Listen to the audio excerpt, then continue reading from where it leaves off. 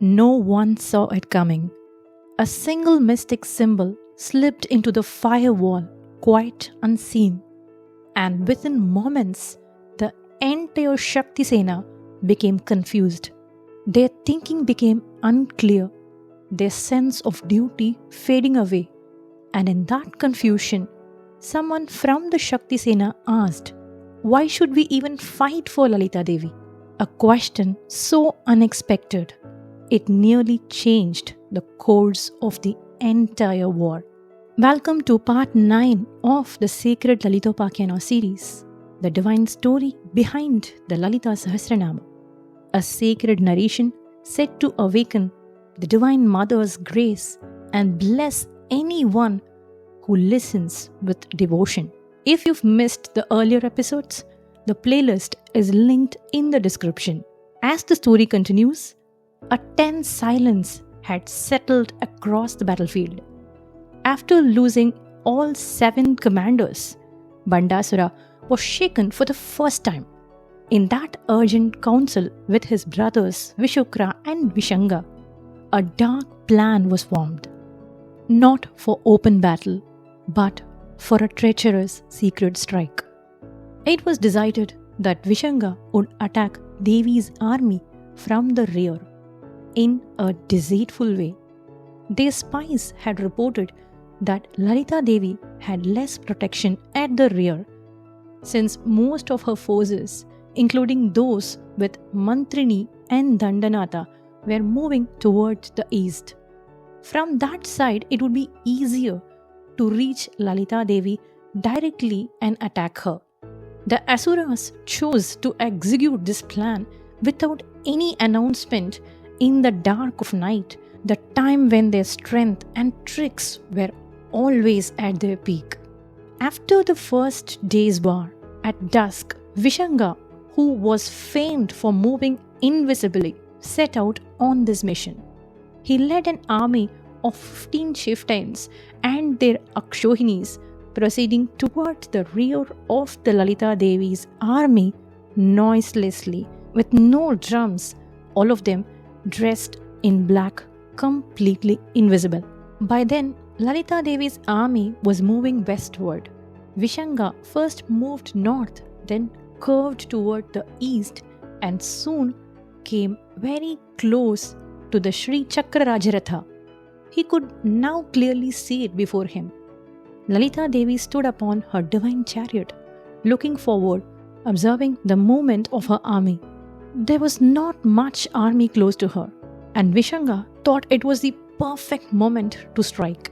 Seizing what he thought was a perfect moment, Vishanga suddenly attacked Devi's chariot from the rear. The strike was so unexpected that Anima Siddhi Devi and the other devatas nearby were momentarily stunned, but they quickly regained themselves and prepared for counterattack. At that exact moment, Kutilaska launched an assault from the front, leading a massive force of 10 Akshohinis. His goal was clear: keep Lalita Devi's main army fully engaged so that they could never turn around to defend her. Seeing this adharmic attack from both sides, Lalita Devi's eyes blazed with righteous anger. Amid this treachery, from within their invisible forces, Vishanga shot an arrow at the topmost tier of the Sri Chakrarajaratha. The arrow struck with force, and the sacred fan held in Devi's hand slipped, fell, and broke. This sight enraged the Tithi Nitya Devatas, that is, the goddesses governing the lunar phases. Approaching Lalita Devi, they humbly requested permission to end this deception. They reminded her that Vanhivasini and Jwala Malini, among the Nitya Devis, possessed the power of self-illumination. If they radiated their brilliance, the demons hiding in darkness would instantly become visible.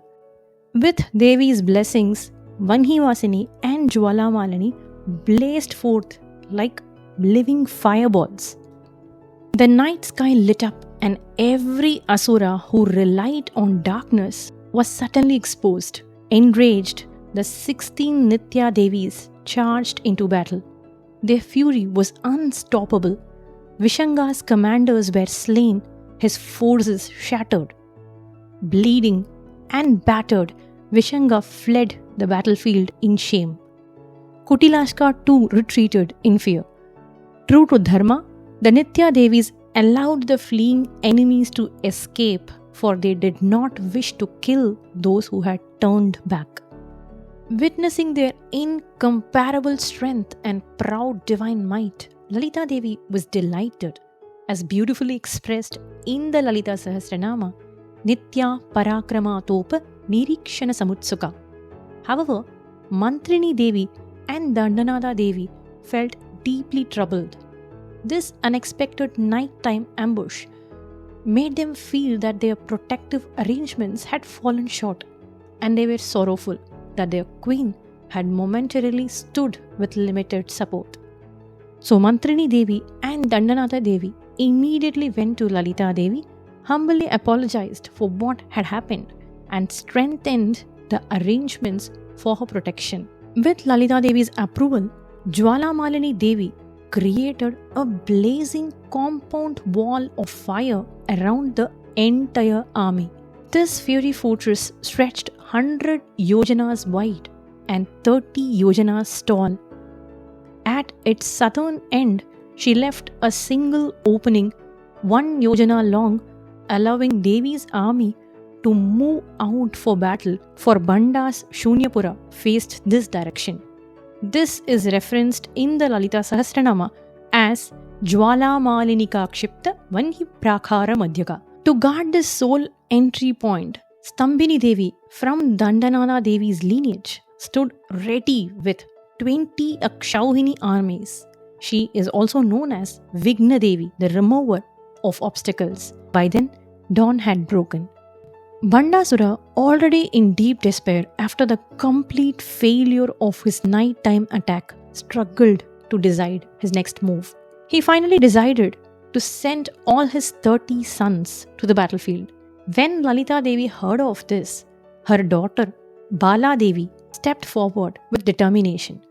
Bala is the only daughter of Lalita Devi, eternally 9 years old, ever radiant, resembling her mother in every way, and always remaining by her side. With humility and courage, Bala Devi approached her mother and requested permission to fight. At first, Lalita Devi hesitated, but seeing her daughter's unwavering resolve and warrior spirit, she finally granted her blessing. When Bala Devi rode to the battlefield, Mantrini Devi and Dandanada Devi stood in awe and took their places as her devoted bodyguards. Then began Bala Devi's ferocious combat with Bandāsura's sons. Her valor astonished the entire army. For the whole of the second day, she fought without pause. As dusk approached, Bala Devi lifted her bow, released 30 arrows at once, and in a single stunning moment, all 30 sons of Bandāsura fell. Lalita Devi was overjoyed. She drew her daughter close in a loving embrace. This divine moment is captured in the Sahasranama as Bhanda Putra Vadojukta Bala Vikrama Nandita.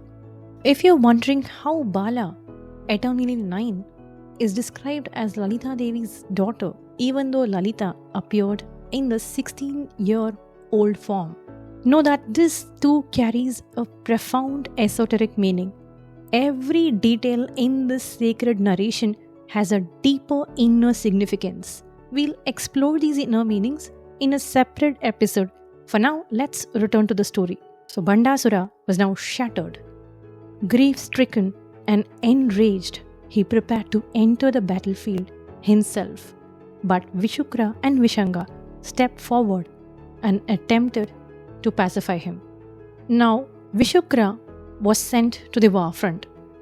Moving under the cover of darkness, Vishukra approached the Vanhi Prakhara, the massive fire wall created by Jwalamalini. There, on a flat stone, he drew a mystic symbol, performed black magic, and invoked 8 fierce demon devatas, installing them at the 8 corners of the Yantra. With force, he hurled this mystic Shila into a section of the fire barrier. The moment it landed, its effect spread through the Shakti Sena. A heavy laziness clouded their minds. Confusion arose. Some murmured, "Why should we fight at all? Perhaps war is wrong." Others argued, "Why should we harm the asuras? Why engage in himsa or violence?" Some questioned, "Who is Lalita Devi? Who gave her authority over us?" Others whispered rebelliously, "If we all refuse to fight together, what can Lalita Devi do?" Under the influence of this wicked Vigna Yantra, the armies of Devi slipped into a deep sleep of ignorance. After midnight, Vishukra returned with 30 Akshauhini armies surrounding the fiery fortress from all sides. Yet Shakti Sena remained unmoving, trapped in the illusion cast by the Yantra. Only Mantrini Devi and Dandanada Devi were unaffected. But seeing their entire army dazed and unresponsive, they were heartbroken and anxious. Not knowing what to do, they approached Lalita Devi and expressed their distress. Lalita Devi turned towards Kameshwara's face and gave a gentle, knowing smile. From that very smile, Ganapathi took birth. This is celebrated as Kameshwara Mukhaloka Kalpita Shri Ganeshwara. Ganapathi immediately inspected the fire wall. With his keen eyes, he spotted the Vigna Yantra Shila embedded within. Without hesitation, he crushed the Shila with his mighty tooth, splintering it into pieces, grinding it into powder, and burning it to ashes, along with the 8 evil demon devatas attached to it. This divine act is praised in the Sahasranama as Mahaganesha Nirbhinna Vigna Yantra Praharshita.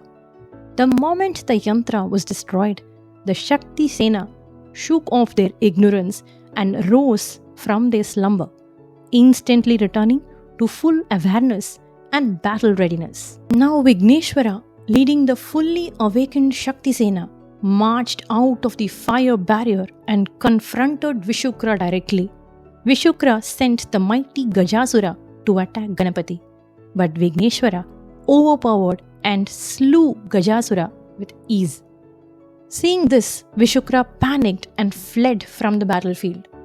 After consulting with Bandāsura, Vishukra returned to the battlefield, this time accompanied by his brother Vishanga and their son-in-law. Thus began the 3rd day of the Great War.